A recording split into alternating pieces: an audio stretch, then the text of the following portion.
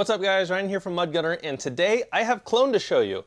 So I know a lot of you guys that watch my channel like clone guns in general. So clone gun is like if you're copying something that the military or law enforcement uses. A lot of times it's in a rifle platform, but yeah, I know there's a lot of cloners out there. I have turned into a big cloner in these last few years, and I've been trying to knock out all the clones. So what we have here today is one that's known, but it's not as popular as some of the others like a Mark 18. So what I have here is an FBI clone. And there's a couple different FBI rifles. So I've been told that the FBI HRT rifle, which stands for Hostage Rescue Team, is actually a Knight's Armament, but I also see a lot of pictures of this. And this would also be the regional team's rifle, so like the SWAT rifle. But this is the FBI regional teams or FBI HRT rifle, and this is a inspired clone. So it is not clone correct, and I'm gonna get into that. But you'll notice it's got a lot of green on there, and that's part of the build with this specific gun. So the main component for the FBI gun, it's mainly on Colts and some Rock Rivers, and it is an 11.5-inch barrel with this Geisley OD Green Fed Mark IV rail.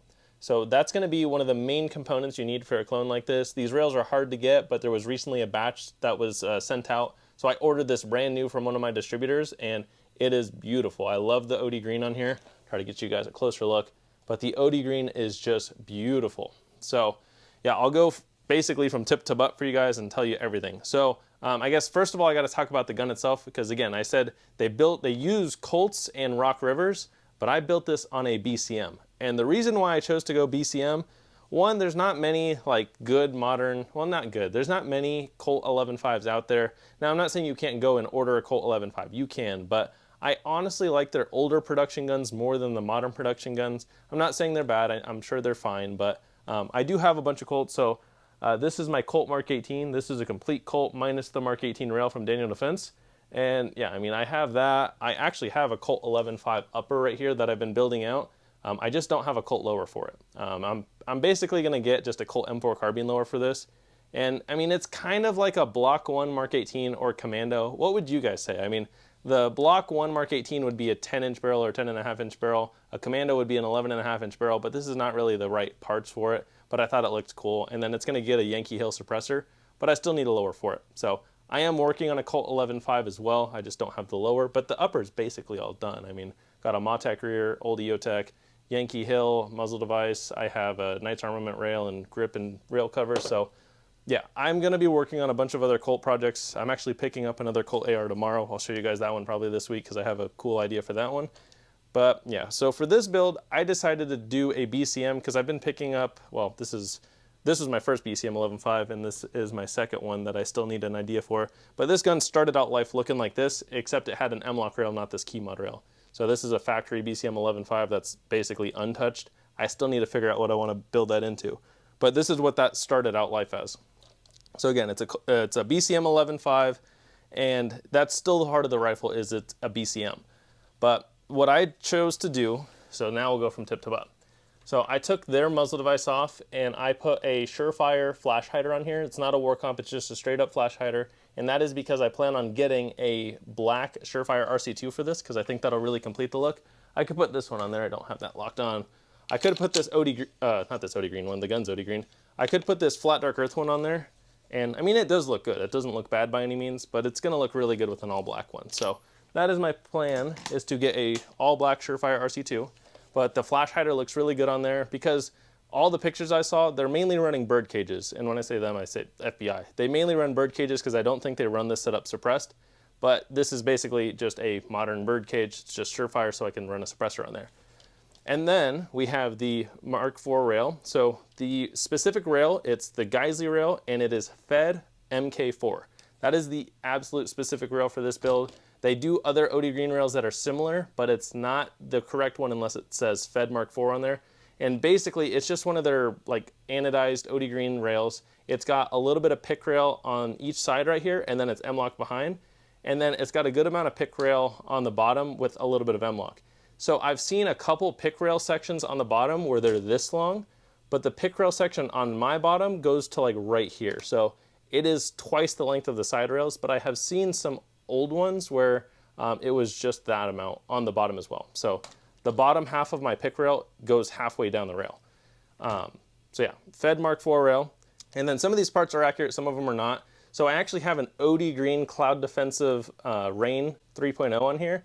And this is not clone correct, but I think it's kind of cooler than all black Surefire light, to be honest. It's really nice. Got a pressure pad. The FBI also runs PECs. I could see myself putting a PEC on here at some point. At that point, I'll probably have to readjust the light setup or maybe change it, because the PEC would probably have to go back here, and I'll need a spot for my pressure pad for the PEC, which I might run on the side. So if I ever set this up for a night vision, and by PEC I mean at PLC, which is the civilian PEC 15. So if I ever set it up for night vision, I will have to rearrange the light, but for now, I don't see myself doing it. So I really like this light. It's a beefy, high lumen light and high candela. It's got the pressure pad on top, and yeah, I like it. And then one grip that the FBI uses a lot is the Magpul AFG in OD Green. I also see some other odd, like, they look like cheap black angled grips, but I do like the Magpul AFG, so that's what I put on the bottom here. I also have some B5 rail covers on the side. I think they really add to the look, because if you take them off, you can see part of the, not the rail, the barrel nut under there, and it's kind of shiny and like silver, so I wanted to cover it and give myself some texture to grab onto. So I really like these OD Green B5 rail covers. They look good on there, and they just give you a little bit of texture, and they'll protect your rail if you ding it up against anything. So I got 2 of those, one on each side here. And then as far as my iron sights goes, the FBI uses Magpul flip-up sights, the polymer ones, and they use Troy sights. And it just so happened that we had a used rear Troy sight at our store and a used OD Green Magpul sight at our store. So I actually did just one of each. I think I'm gonna leave it this way. It would probably be like less of an OCD strain to just have one brand, but honestly, I can get past my OCD and run it this way. The polymer front is not bad, and it really just blends in together well with all the green. And then the rear sight being black, it blends together really well with the back of the receiver. So yeah, again, it's a Troy flip-up rear sight and a Magpul M-Bus front sight. But both sights are correct for what they use, but they would just use probably a full set of Magpuls or a full set of Troys. And then again, we have the pressure pad right behind that, so I can get to that easily. And that's basically everything on the front end there. Again, it's a BCM 11.5 barrel. And then optic-wise, so they use Aimpoint T1s and T2s. I think they use some other ones too. They might use the H2s, but I do have an Aimpoint T1 on here. Now, what I want to do is get a Tango Down OD Green cover for this. That's basically the last thing this gun needs before I think it's done, and the Surefire suppressor. But Tango Down does do a Aimpoint OD Green cover that's going to look really good on here.